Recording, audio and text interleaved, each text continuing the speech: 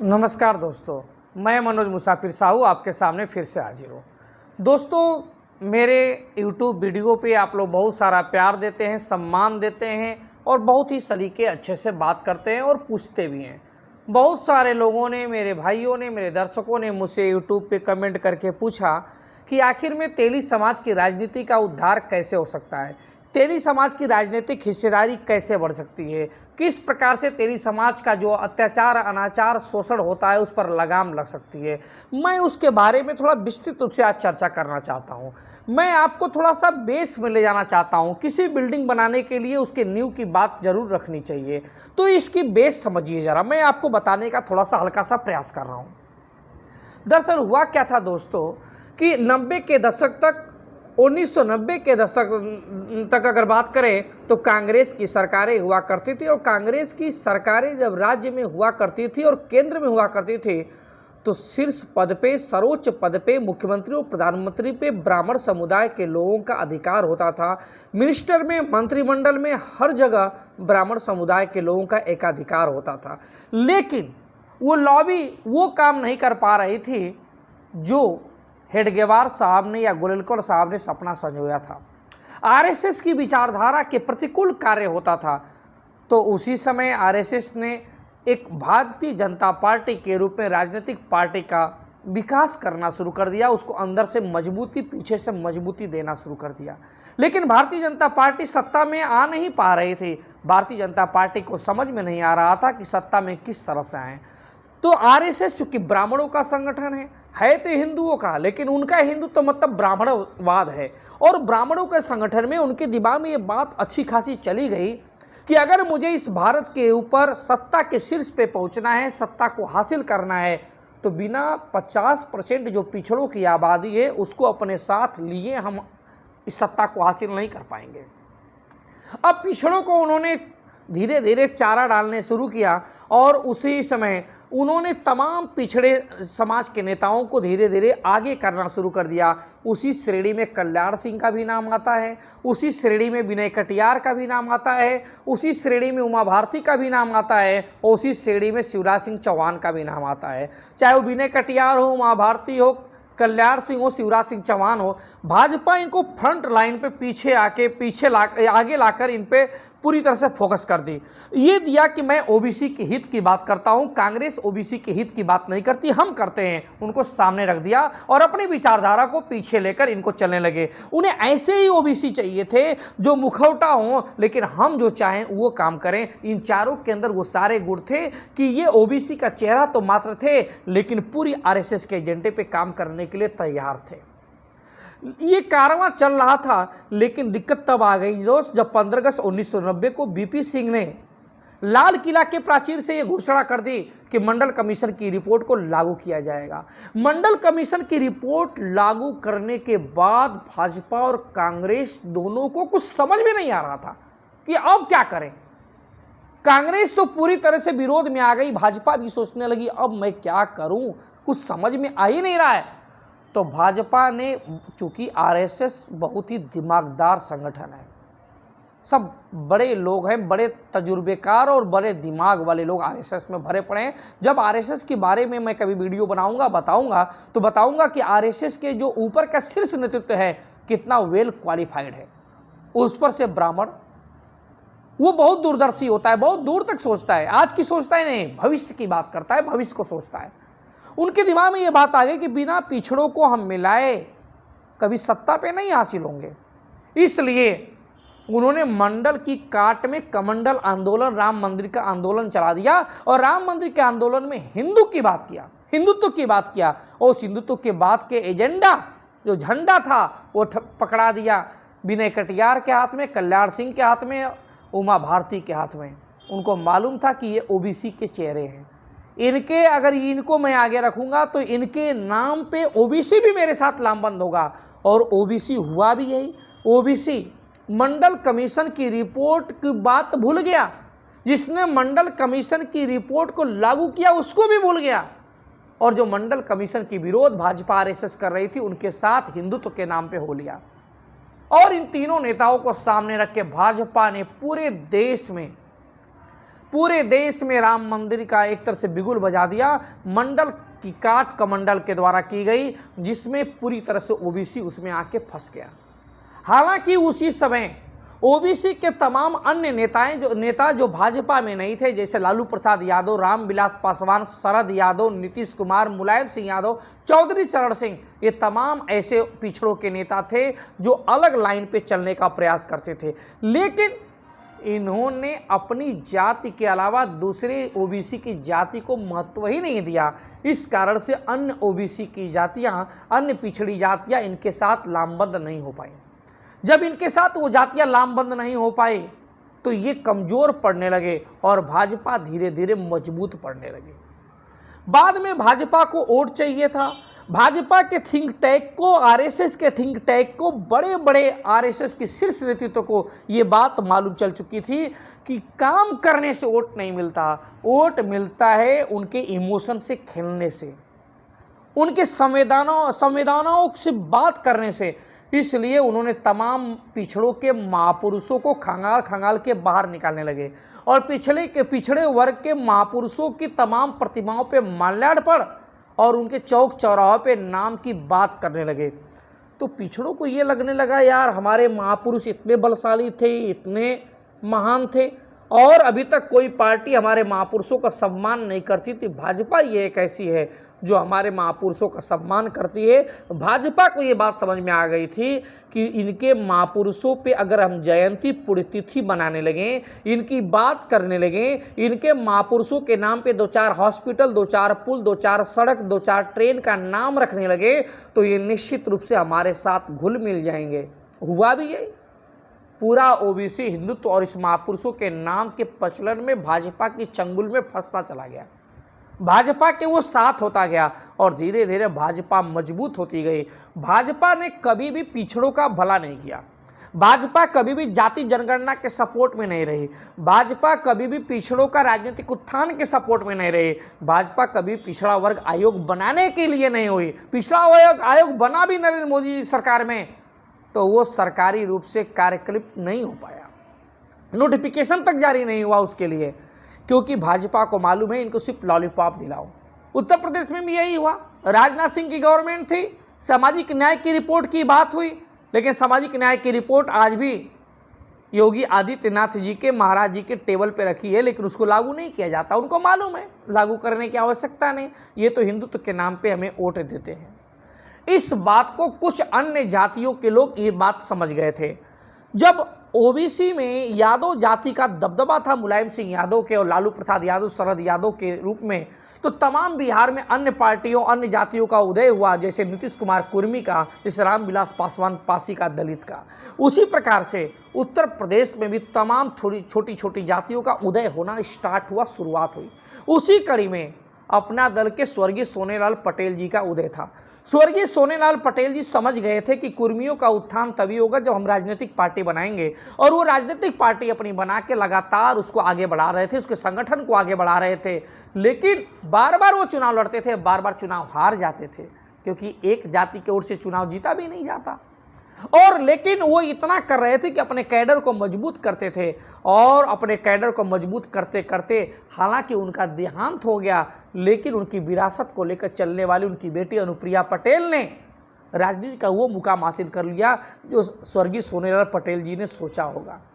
अनुप्रिया पटेल आज की अगर परिवेश में, आज की डेट में बात करें तो भाजपा में केंद्रीय मंत्री तो हैं, उत्तर प्रदेश में भी उनके पति, उनके हस्बैंड मंत्री हैं। तो आप समझिए, आज कुर्मी अगर 2022 का चुनाव देखें तो कुर्मी आप सोचिए 44 से 45 विधायक हैं उसके पास। अब इतनी ज़्यादा विधायक उसके जीत के आ गए, 40 से ऊपर, मतलब कि अगर बात करें तो 10% से ऊपर कुर्मी समाज के विधायक हैं इस समय 2022 के चुनाव में उत्तर प्रदेश विधानसभा में सुशोभित कर रहे हैं। आप सोचिए इनकी आबादी कितनी है। लेकिन ये क्यों आगे बढ़े? क्योंकि इनके पूर्वोधक सोनेलाल पटेल जी को ये बात मालूम चल चुकी थी कि अगर हम कैडर वाइज बात करेंगे, अपनी जाति की बात करेंगे, आज नहीं कल हमें राजनीतिक मुकाम हासिल होगा, और आने वाले समय में कुर्मी समाज डिसीजन मेकर भी बनेगा। बहुत तेजी से आगे बढ़ा। हालांकि भाजपा और समाजवादी पार्टी इस अनुप्रिया पटेल के उठने की वजह से अपने अपने कुर्मी नेताओं को आगे करना शुरू कर दिया। भारतीय जनता पार्टी ने जहां स्वतंत्र देव सिंह को आगे किया, स्वतंत्र देव सिंह को पहले कोई जानता भी नहीं था कि ये कुर्मी हैं। बाद में स्वतंत्र देव सिंह जब प्रदेश सदस्य बने तो अपने नाम के आगे पटेल लगाने लगे, स्वतंत्र देव सिंह पटेल। तब लोगों का आभास हुआ अच्छा ये कुर्मी है। ठीक उसी प्रकार से समाजवादी पार्टी ने भी अपने प्रदेश सदस्य बनाया नरेश उत्तम को। नरेश उत्तम के बारे में भी कोई नहीं जानता था कि ये कुर्मी नेता है। बाद में इन्होंने भी अपने नाम के आगे लगाना शुरू कर दिया, नरेश उत्तम पटेल। मतलब आप समझिए बात को कि सोनेलाल पटेल ने अगर अपना दल का निर्माण ना किया होता, अपना दल ना बनाई होती, तो अनुप्रिया पटेल उस कारवां को आगे नहीं बढ़ाती। अगर अनुप्रिया पटेल आगे नहीं बढ़ाती तो निश्चित रूप से नरेश उत्तम हो या स्वतंत्र देव सिंह का राजनीतिक उत्थान भी नहीं होता। और आज 2022 में जो 40 से ऊपर विधायक, 44-45 विधायक कुर्मी समाज की विधानसभा के अंदर बैठे हैं, वो भी नहीं बैठ पाते। तो ये होता है संगठन की ताकत। तो सोनेलाल पटेल ने जो सपना सोचा था उसी की ये ताकत है। उसी सोनेलाल पटेल जी के नक्शे कदम पे ओम प्रकाश राजभर ने भी चलना शुरू कर दिया। ओम प्रकाश राजभर ने जब अपनी पार्टी बना के लगातार अपने कैडर को मजबूत करते रहे, चुनाव लड़ते रहे, और एक समय जब 2017 में भारतीय जनता पार्टी से उन्होंने गठबंधन कर लिया, तो भारतीय जनता पार्टी ने गठबंधन के बाद ओम प्रकाश राजभर का भी अचानक राजनीतिक उत्थान हो गया। उससे पहले उनको कोई नहीं जानता था। लेकिन ये होती है संगठन की ताकत। उन्होंने राजनीतिक पार्टी बना के अपना कैडर बढ़ा रहे थे। बढ़ाते बढ़ाते जब गठबंधन हुआ तो होने के बाद उनका भी राजनीतिक विकास हुआ। और आज कोई ऐसा उत्तर प्रदेश का शख्स नहीं है जो ओम प्रकाश राजभर को ना जानता हो। लेकिन ये बस बात इतनी नहीं है कि उनको आप जानते कि नहीं जानते, बात ये है कि उनके समाज को कितना लाभ हुआ। उनके समाज को उनकी पार्टी से तो लाभ होता है, ये आत्मसम्मान मिलता है, मान सम्मान मिलता है। लेकिन इसके अलावा भारतीय जनता पार्टी ने भी ओम प्रकाश राजभर को दबाने के लिए अनिल राजभर को कैबिनेट मंत्री बना दिया। पिछली योगी सरकार में भी वो मंत्री थे, इस बार भी हैं। जरा सोचिए, अगर ये ना होते ओम प्रकाश राजभर तो क्या अनिल राजभर मंत्री पद बनाता? कोई राजभर को मंत्री बनाती भाजपा, वो भी कैबिनेट स्तर का। इसके अलावा बलिया से सकलदीप राजभर को भारतीय जनता पार्टी ने बिना कहे राज्यसभा सांसद बना दिया, राज्यसभा भेज दिया। करोड़ों का ऑफर मिलता है तब तो लोग बनाते नहीं है, उसको पकड़ के लाया गया। अरे भैया, कोई है गाजीपुर, बलिया, आजमगढ़, मऊ में कोई ऐसा राजभर है कि जिसको बना सके, इस राजभर ओम प्रकाश राजभर को थोड़ा दबा सके, दिखा कि हाँ एक कार्यकर्ता है, बहुत दिनों से जुड़ा है। सकलदीप राजभर को लाओ भैया, तुमको राज्यसभा बनाते हैं, वो राज्यसभा उसको बना दिया। अब इस प्रकार से होता है। तो ओम प्रकाश राजभर के वजह से, उसकी सुहलदेव भारतीय समाज पार्टी के वजह से निश्चित रूप से क्या हुआ, एक दूसरे व्यक्ति को भी फायदा हुआ। उसी तरह से घोसी विधानसभा क्षेत्र में जहां राजभरों की अच्छी आबादी है, वहां पर भी विजय राजभर नया लड़का था, उसको बुलाकर टिकट दिया गया और भाजपा ने के टिकट पे वो भी विजयी हुआ, उसका भी राजनीतिक उत्थान हुआ। तो जरा सोचिए, अगर राजभर ने यह पार्टी नहीं बनाई होती तो क्या ओम प्रकाश राजभर के साथ राजभरों का सम्मान बढ़ता? क्या सकलदीप राजभर राज्यसभा सांसद बनते? क्या विजय राजभर इतनी कम उम्र में क्या विधायक बनते? क्या अनिल राजभर 2-2 सरकारों में कैबिनेट मंत्री बनते? नहीं बनते ना। पहले तो नहीं बने, ना ही तो राजनाथ सिंह गवर्नमेंट में बने, ना ही तो कल्याण सिंह की गवर्नमेंट में बने, किसी भी गवर्नमेंट में नहीं बने ना। क्यों बना? क्योंकि एक संगठन। तो जैसे मैंने सोनेलाल पटेल जी का बताया, कुर्मियों का संगठन बनाया अपना दल के माध्यम से, उसी प्रकार से ओम प्रकाश राजभर ने राजभरों का संगठन बनाया सुहलदेव भारतीय समाज पार्टी से, दोनों समाज का उत्थान हुआ। ठीक उसी प्रकार से बहुत लोग मुझसे कहते हैं कि केशव प्रसाद मौर्य का कैसे हुआ, वो तो कुशवाहा था। भाई आप तो जानते हैं 2007 से 2012 की जो मायावती जी की गवर्नमेंट थी, उस गवर्नमेंट में बाबू सिंह कुशवाहा दूसरे नंबर पे थे। बाबू सिंह कुशवाहा की अलग धाक होती थी, सभी लोग जानते थे ये कुशवाहा हैं, कोयरी समाज से हैं, अति पिछड़े समाज से हैं।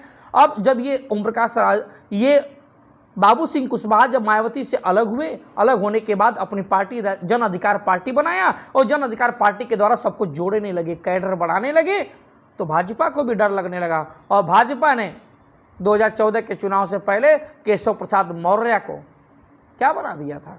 केशव प्रसाद मौर्य को तुरंत उसने प्रदेश अध्यक्ष बना दिया, प्रदेश अध्यक्ष बना दिया तुरंत। अब आप सोचिए कि बाबू सिंह कुशवाहा की काट में ही केशव प्रसाद मौर्य का कद बढ़ाया गया, और केशव प्रसाद मौर्य का कद बढ़ा गया तो निश्चित से भाजपा को सफलता भी हासिल हुई। तमाम कुशवाहा जो है वो पूरा कोयरी बेल्ट, पूर्वांचल में कुशवाहा मौर्य लिखता है और इधर पश्चिम में जाएंगे तो शाक्य सैनी लिखता है। ये सभी लोग पूरे साथ भाजपा के साथ हो गए। भाजपा को भी फायदा हुआ और इनके समाज का भी फायदा हुआ, इनके समाज को भी अच्छी भागीदारी मिली। कुशवाहा समाज के भी बहुत ज़्यादा संख्या में आज के अंदर विधानसभा में लोग बैठे हैं, विधायक बन के बैठे हैं। ये फायदा होता है, यही फायदा होता है। और मैं इसी की बात कह रहा हूँ कि तेली समाज, अब कुछ लोग मुझसे ये पूछेंगे कि भारतीय जनता पार्टी की वजह से ही तो सब आगे बढ़े हैं। भाई साहब, ये आपको मैं ये बता दूं कि कल्याण सिंह की गवर्नमेंट थी तो क्या इतने विधायक बन के कल्याण सिंह गवर्नमेंट बनी थी? राजनाथ सिंह गवर्नमेंट कैसे बनी थी? और राजनाथ सिंह की गवर्नमेंट के बाद मुलायम और मायावती, यही दोनों लोग चलते थे। कभी मुलायम सिंह यादव मुख्यमंत्री बनते थे, कभी मायावती जी बनती थी, कभी सपा, कभी बसपा। भाजपा को उत्तर प्रदेश में लोग भूल चुके थे, मर चुकी थी भाजपा उत्तर प्रदेश में, कोई जानता ही नहीं था भाजपा को। भाजपा के नाम पे कोई वोट ही नहीं पड़ता था।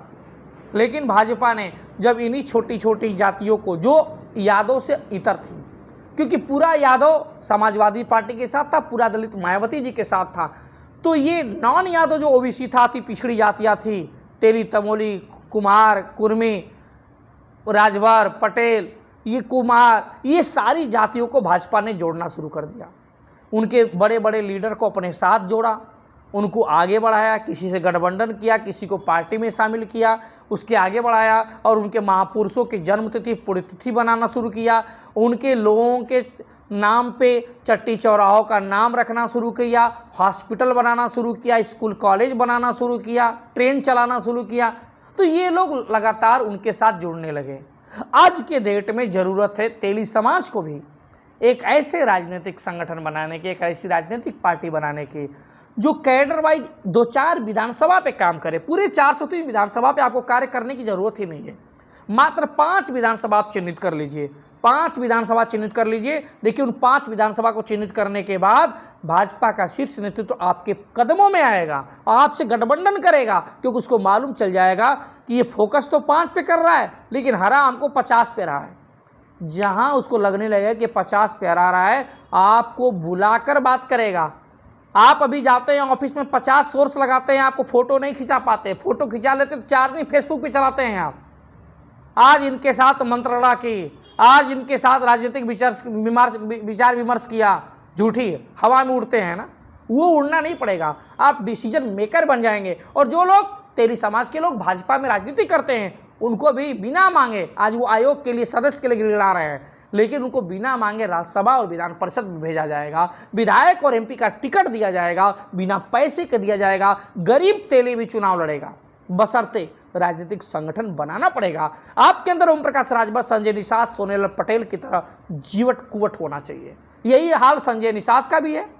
संजय निषाद ने भी देखा कि निषाद का तो कोई जिक्र ही नहीं होता था, जबकि गोरखपुर, महाराजगंज, कुशीनगर में पूरा निषादों का दबदबा है, लेकिन इसके बावजूद भी निषादों का कहीं जिक्र नहीं होता था। जब निषादों का जिक्र नहीं होता था, उसने राजनीतिक पार्टी बना ली, वो भी होम्योपैथी का डॉक्टर आदमी, दिमागदार है, बीएचएमएस तो किया ही है, और तुरंत उन्होंने जो राजनीतिक पार्टी बना ली।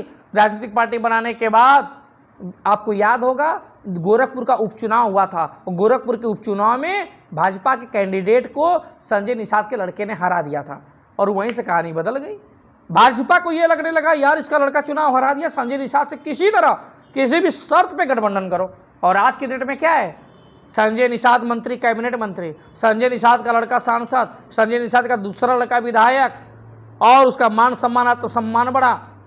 हालांकि ये लोग संकीर्ण सोच के हैं, अगर थोड़ा ब्रॉड सोच के होते, चाहे ओम प्रकाश राजभर हो, चाहे संजय निषाद हो, तो इनकी और विस्तार होता। लेकिन ये लोग परिवार में ही उलझ जाते हैं, थोड़ा इसलिए इनका विस्तार कम है। लेकिन फिर भी समाज को बहुत फायदा मिलता है, समाज को लोग जानने लगते हैं, समाज को लोग इज्जत देने लगते हैं। पुलिस थानों पे भी लोग सोचते हैं कि अगर इनके साथ अगर हमने छेड़छाड़ किया, कोई गलत किया, अत्याचार अनाचार किया, तो इनका नेता हाजिर हो जाएगा। ये अंतर होता है। मैं इसीलिए कहता हूं तेली समाज को भी राजनीतिक संगठन की जरूरत है। राजनीतिक संगठन बनेगा तो समाज का विकास होगा, समाज का उत्थान होगा, मान सम्मान बढ़ेगा, आत्मसम्मान बढ़ेगा, और साथ ही साथ जो भाजपा में राजनीति कर रहे हैं उनका भी यही बढ़ेगा। मैं जहां तक जानता हूं, जो मेरे सूत्र कहते हैं, प्रधानमंत्री आदरणीय नरेंद्र मोदी जी भी चाहते हैं कि उत्तर प्रदेश में कोई न कोई राजनीतिक तेलियों का संगठन बने। वो दबाव डालें, और दबाव डालेंगे तभी आपको हिस्सेदारी देंगे वो, क्योंकि वो चाहते तो हो देना, लेकिन आपको देने के लिए कोई कारण तो होना चाहिए, उनको भी तो कहीं जवाब देना होता है। अब आप मांगेंगे नहीं तो ऐसे बिना मांगे वो दे देंगे, तो ऊपर कहाँ जवाब देंगे वो? उनको भी तो आरएसएस ब्राह्मणों से बात करनी पड़ेगी ना, उनके संगठन से बात करनी पड़ती है। इस वजह से आपको मांगना पड़ेगा, आपको संगठन बनाना पड़ेगा, दबाव बनाना पड़ेगा। जब दबाव बनाएंगे तो आदरणीय मोदी जी को भी आपको देने में थोड़ी सी भी हिचकिचाहट नहीं होगी, आप बहुत आगे बढ़ जाएंगे। बशर्ते मेरी बातों को अमल करते हैं नहीं करते हैं, ये आपकी मर्जी। धन्यवाद।